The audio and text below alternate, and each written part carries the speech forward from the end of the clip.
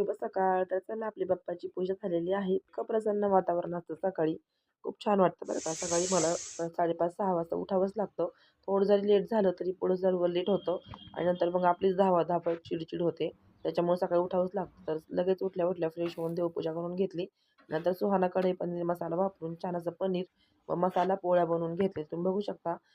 छान अशा मसाला पोळ्या आपल्या बनवून झालेल्या आहेत. म्हणजे मुलांना मी छान असं कढई पनीर मसाला बनवून दिलं आणि कधीतरी मुलांना असं चमचमीत दिलं, की मुलंही आवडीने खातात. तुम्हीही करता का हो कधी-कधी आमच्या असं? घरामध्ये पनीर कोणत्याही पद्धतीने बनवलं तरी ते सर्वजण आवडीने मग खातात. सकाळी विराज लवकर होतं त्याच्यामुळे त्याचं शूटिंग करता नाही आलं.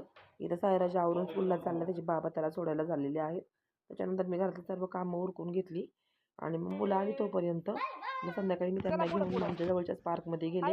ते खुश झाले, खूप उड्या मारत दोघंही होते. बघा घरामध्ये तुम्ही हे बसून बघा. बोर झाले होते म्हणून म्हटलं चला आता पार्कमध्ये फिरून आणावं यांना. संध्याकाळी पार्कमध्ये गेल्यावर खूप छान वाटत होतं. तर तुम्ही तुमच्या मुलांना असं पार्कमध्ये घेऊन जाता का मला सांगा. भेटू नेक्स्ट व्हिडिओला. बाय.